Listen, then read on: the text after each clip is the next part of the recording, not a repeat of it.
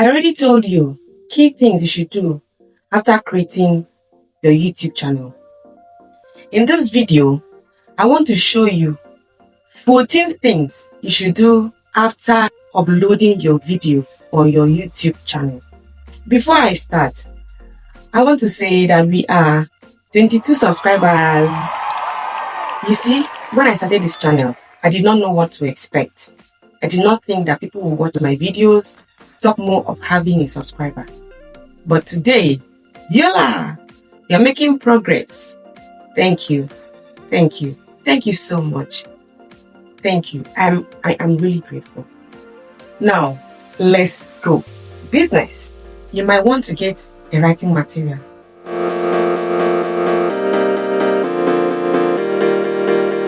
The first thing you're going to do after uploading your video on YouTube is a title.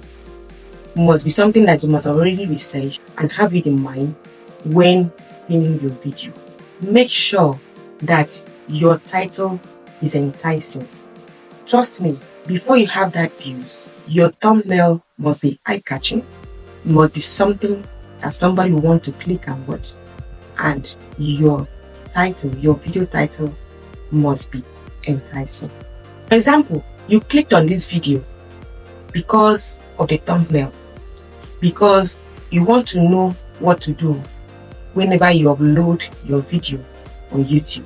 So make sure that your thumbnail is eye-catching and your title is enticing. After that, the next thing you're going to pay attention to is your video description. Your video description is a roadmap to your videos getting views. Your video description tells the algorithm what your video is all about, thereby helping it to push your videos to the right audience. And you need to get this right. So you really have to pay attention to your video description. And I encourage you to stay with me on this video as I walk you through the new strategy I just discovered that will be beneficial for me and for you. So after uploading your video on YouTube, you have to go here. Let's go to our screen now. Click on the subtitle. Copy the subtitle to ChatGPT and prompt it saying, here is my latest video. You mention the title. Tell it to write a paragraph description for this video that is fully optimized for SEO. And also tell ChatGPT who your main audience is. This will help it better in coming up with your video description. Then input your video script and ChatGPT will give you the best video description. After proofreading and you're satisfied, then you can go ahead and post your video description. The next thing you're going to do is your hashtags. If you paid attention, when ChatGPT generated that your video description, it also suggested possible hashtags. You have to add hashtags to your video description. Make sure that you use the right hashtags SEO. You can ask Meta AI or ChatGPT of relevant keywords according to your video title. They will give you SEO hashtags. The next is to add links to your video description. You might not be able to do this. What I mean exactly is this. If you have not verified your channel to have access to advanced features, your links might not be clickable. People might not be able to click your links. I have made a video where I show how you can verify your channel to be able to enjoy the amazing advanced features. If you have not watched that video, I encourage you to click here and watch it. Or I will also leave the link in this video description. You need to have those advanced features enabled so it will allow your viewers to click on your links. So you should add the links to your already published video to your video description. I recommend that you add the link to your playlist. If you don't know how to create a playlist, I suggest that you kindly subscribe to this channel so that you'll be notified when I upload a video where I'll be showing you how to create a playlist and how to add and remove from this playlist. Also, if there is anything you are selling, it is in this video description that you will add the links. Add the link to your store, your affiliate links, the links to your website. You are going to add it to this video description so that anyone that is going through your video description, the person might be interested in other of your videos, might also be interested in what you're selling or the services you render.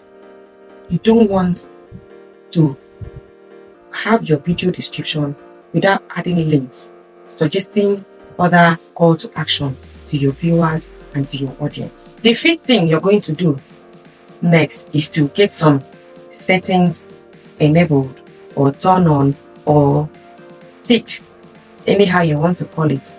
The first setting you're going to get right is no, it is not meant for kids.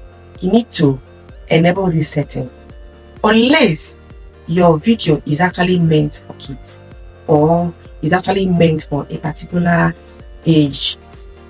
Then you can go ahead and set it accordingly. But I recommend that you choose that your video is not meant for kids unless otherwise stated. The next thing you're going to do is to tick allow automatic chapters and key moments. You need to have this enabled. This one will help you to be found on Google search. I know what you're going to say. To be found on Google search, you don't have to have 1 million subscribers. Now, henceforth, pay attention to your Google search. If you're looking for anything on Google and the result comes in a video that is on YouTube, look at the number of subscribers. From my personal experience, I have searched and found something on Google that leads to YouTube video. And when I checked the number of subscribers this person had, it was 500 subscribers.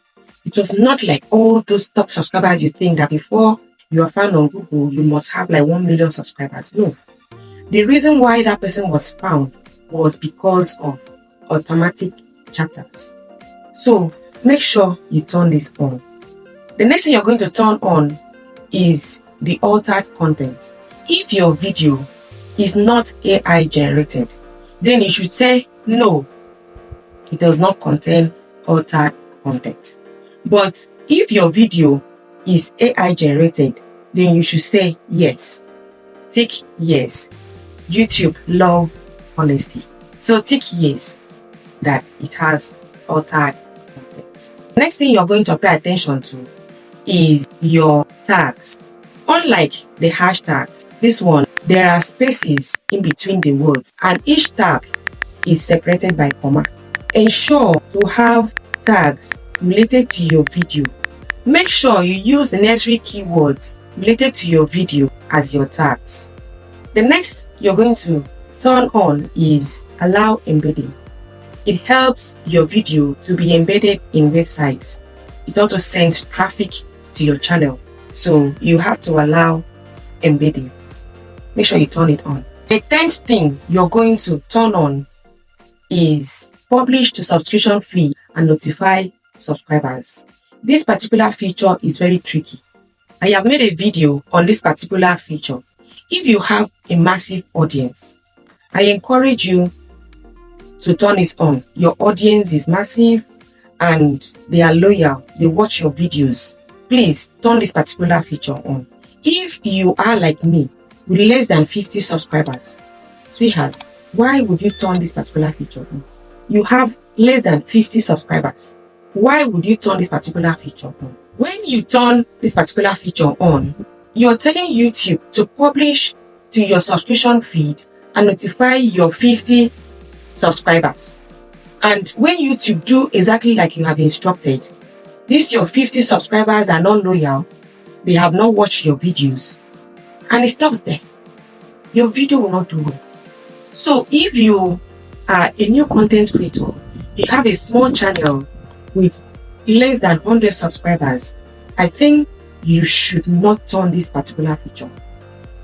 Take it off and make sure that you get your thumbnail right. The thumbnail should be right and should be sending a strong message that will make people to click on it, and make sure that your video title is enticing. Your thumbnail eye-catching, sending a strong message, and your video title enticing. The next thing you're going to do is to choose your category. Make sure you choose appropriately. The next thing is your YouTube end screen. This helps YouTube in recommending your videos to your viewers. As a small channel owner, I recommend that you choose the element that allows you to add a playlist and a subscription link. This helps videos to be recommended to your viewers. Next is your YouTube cards. Unlike YouTube end screen, you are allowed to use up to 5 YouTube cards, 2 playlists, 2 videos, and 1 subscription. Go ahead and utilize this. The last and not the least thing that you're going to do after every video upload is for you to study your channel analytics and know the time to upload your videos. I'm sure you want to upload your videos when your viewers, when your audience are online. So study your channel analytics and know when to upload your video. But as a new content creator or a new YouTuber or a small channel owner, this feature might not show in your channel analytics. However, you might also try posting at different timings, and with time, you will be able to monitor which of your videos picked up immediately you posted, and then you stick to that time. With time, your channel analytics will begin to show when your audience are online, and then you'll be able to start posting within that time consistently. But however, as a new content creator, a small channel owner might be trying random timing. With time, you'll be able to stick to a particular time and be consistent with it. If you think that this is too much to do per video upload, I want to inform you that all those successful channels that you watch, they do this on every of their video uploads. So you have to brace up and do this at home. God will give us the strength. If you have watched this video to this point, kindly like, comment, share, subscribe, and turn on your notification bell so that you'll be notified when I upload my next video. Thank you for watching. Bye-bye. Make sure you start implementing